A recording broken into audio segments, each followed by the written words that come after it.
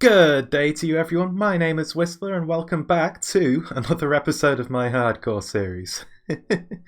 I hope you're all having a good day today. So, today I plan on building a blaze farm, and I also have another big project in mind as well.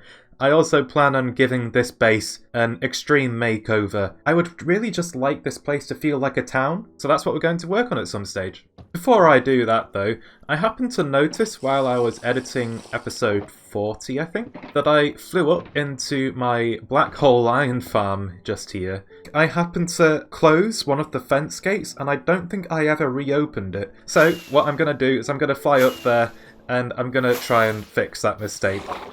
Oh, this is such a cool place. It's almost like I'm in a completely different dimension here. I love it. Ah yeah, there we see it. There's the fence gate that I failed to reopen.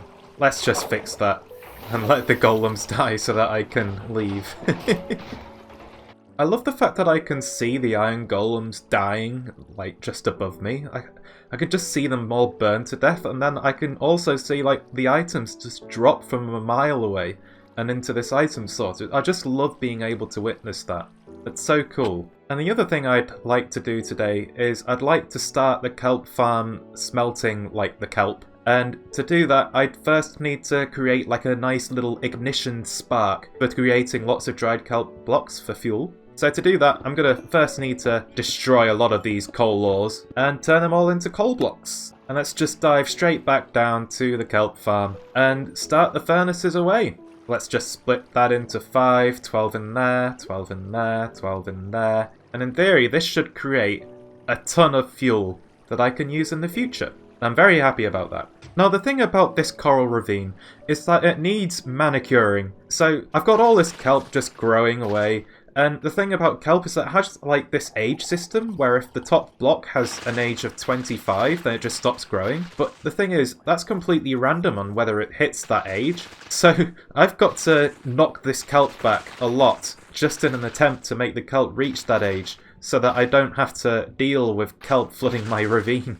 Because it's just too much if it's all just fully grown. Ah yeah, there we go. This looks a lot better, I think. I just wish the kelp would just sort of stay at like this sort of growth. I do want to start work on the blaze farm though, so I've gotten a couple of shulkers of materials to deal with that whole thing, so yeah, let's go to the nether and sort that out. Now the blaze farm I have in mind is a design by EagleEye621. I'll leave a video to that farm in the description, and it involves the use of a blaze spawner.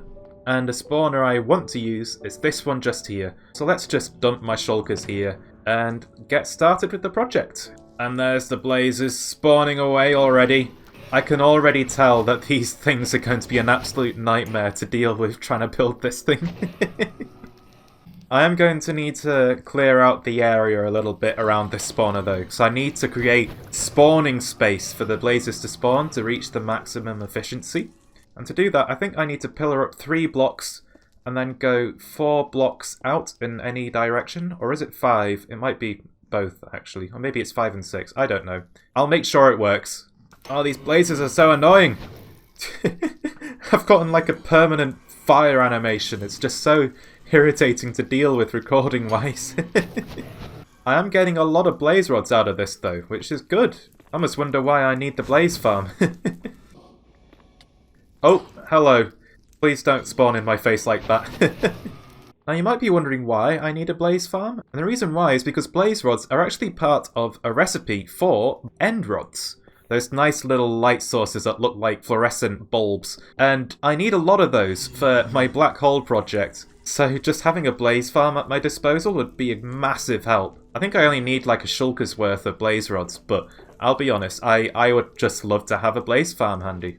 Oh my goodness, go away!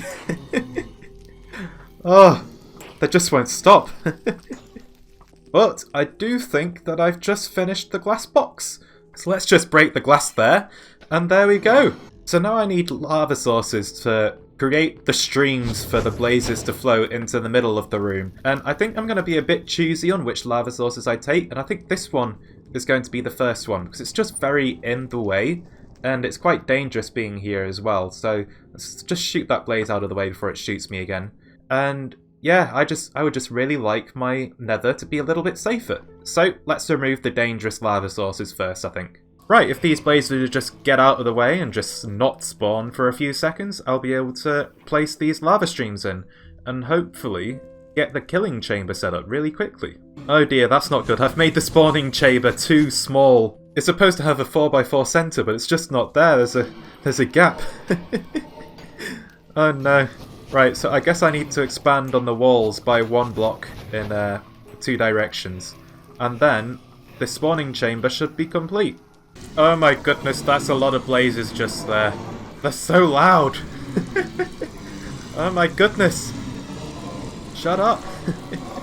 Right, here we go. So I've created this nice little zone here for all the blazes to drop through. And I just need a little storage system here to set up.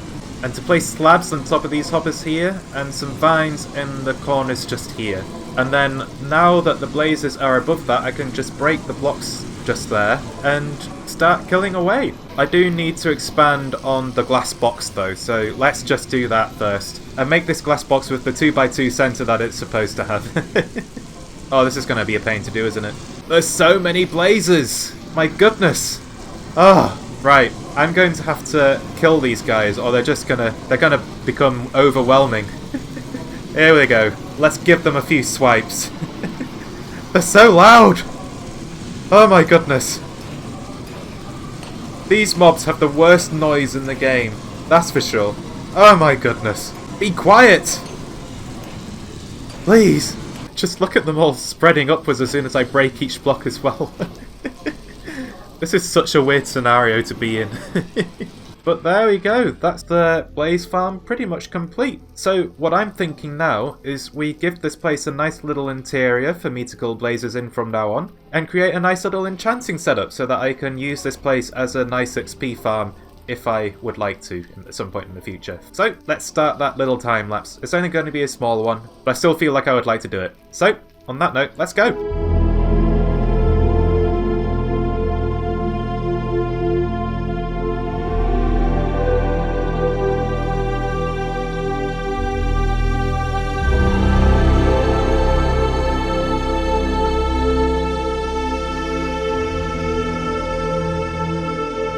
And welcome back everyone.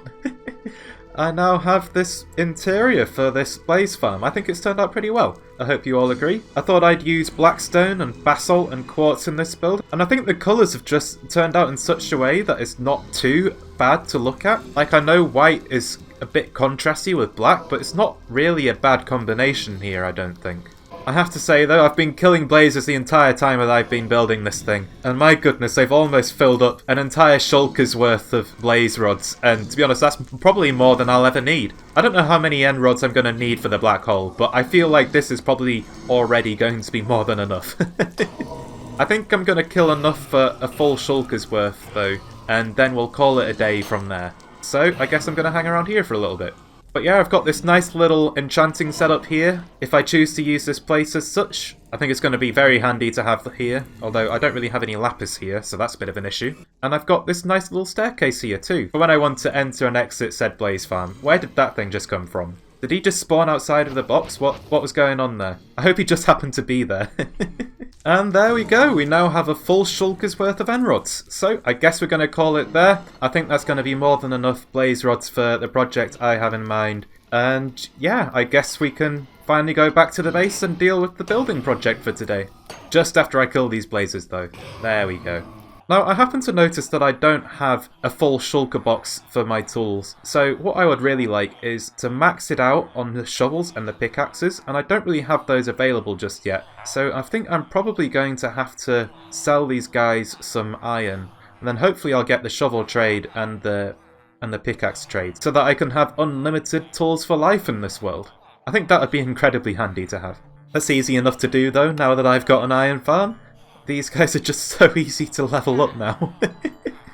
Oh, there we go. Already gotten that. And he's gotten the shovel trade. Excellent. I was worried he might not get it. I think there's a chance that he doesn't get the shovel trade, but luckily I've looked out.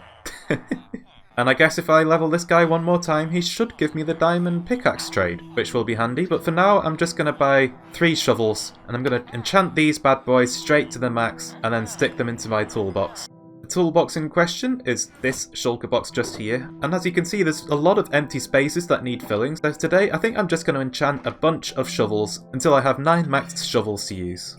Oh my goodness, these guys are so expensive. I'm just losing all of my levels just trying to enchant these things to the max. Oh my goodness, I've even worked that out perfectly. I have no more levels. I'm going to have to trade with the villagers, probably rather quickly. But with this last shovel, I believe that is 9 maxed shovels. So there we go. It's been a rather costly day levels-wise, but I now have this arsenal of shovels for use whenever I need. I guess it's time I move on to the next project though. I have been sitting around this little town for ages thinking, it doesn't really look like a town. Like, I need the paths, I need the infrastructure, I just need the feel. And all of this grass just lying everywhere, it's not it. It's not the feel of a town. And I've just got these random boxes of mobs that I need to move as well. So I think we can all agree that I just need to sort this place out. So I guess that's what I'm gonna do. So yeah, I guess the time has come to make this place finally feel like there's been someone living here for the past year. So I hope you guys all enjoy that time lapse. Let's get straight into it, shall we?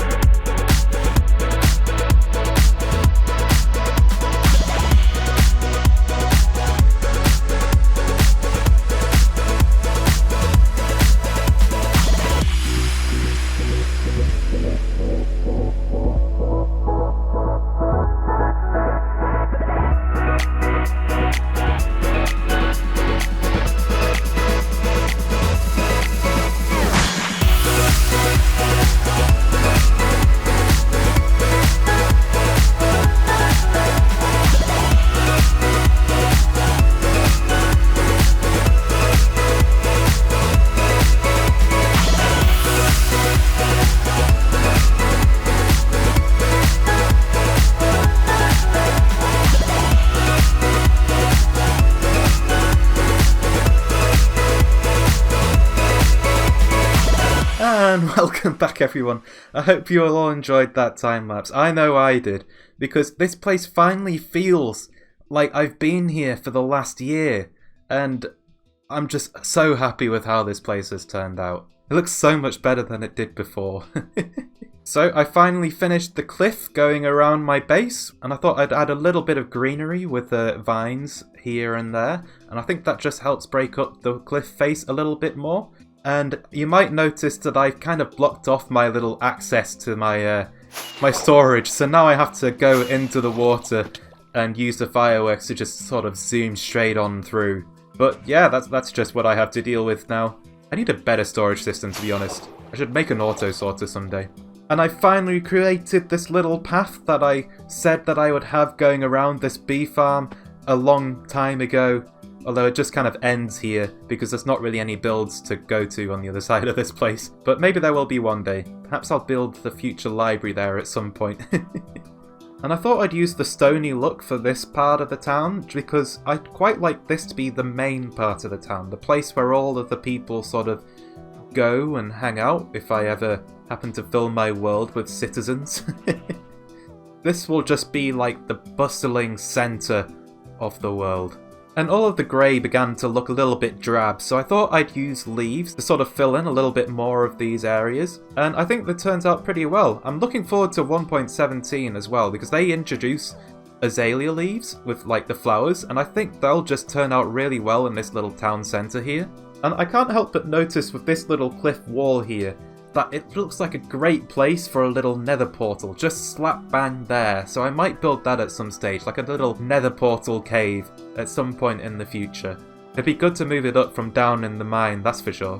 And I think for this little spot here, I've still got this zombie here, I'll move him at some stage, but I think just here, I would really like to have like another tree, like another big one just there. I think that would fit in really quite well.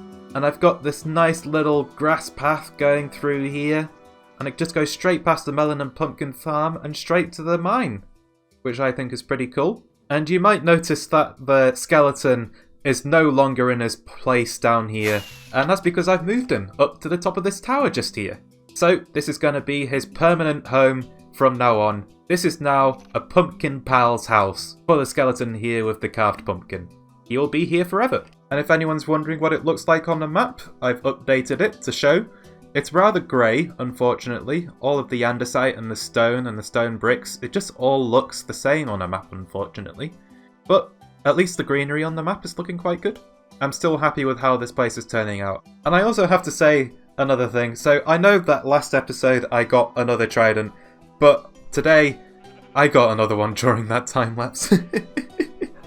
Oh, I've just gotten so lucky with tridents in this world, I swear. So, this is the 5th trident of the world, and I think we should go and enchant this bad boy straight away and have a little bit of fun with it.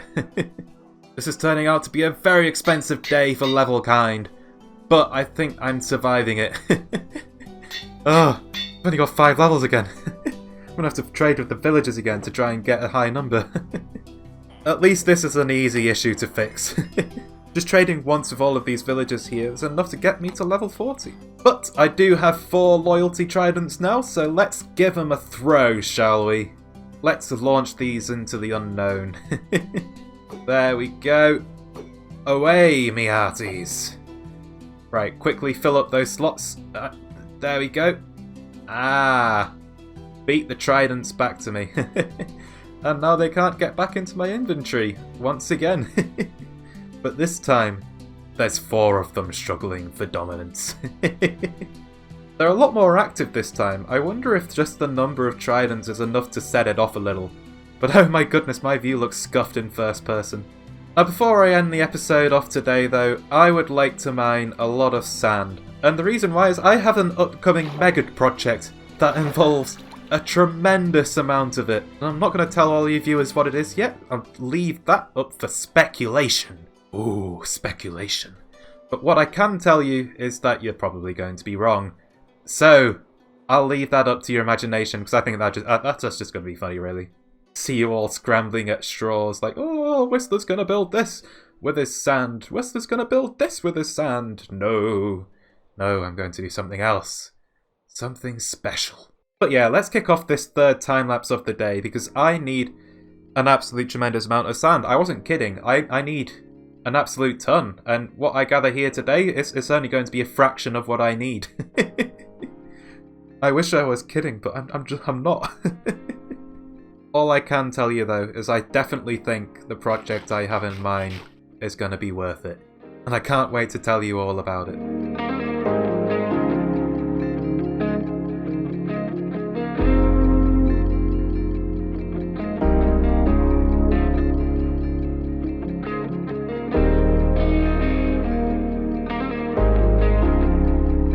And welcome back everyone. I hope you enjoyed that small time lapse. I have gathered a full 12 shulkers of sand to add to my sand storage just here. And I have to say it's definitely a lot, but it just isn't enough, not in the slightest. It's only a fraction of what I need. But I do fancy reclaiming my shulkers, so I'm just gonna dump all of the contents into these chests here so that I can use these shulkers again. There we go. That should do it. Let's reclaim the shulkers. That's much better. Now I can use those again at the end of the next episode or something. This is just going to be an ongoing project for the next few episodes where I just mine a lot of sand at the end of them. But it's just what I need to do. I need a ton.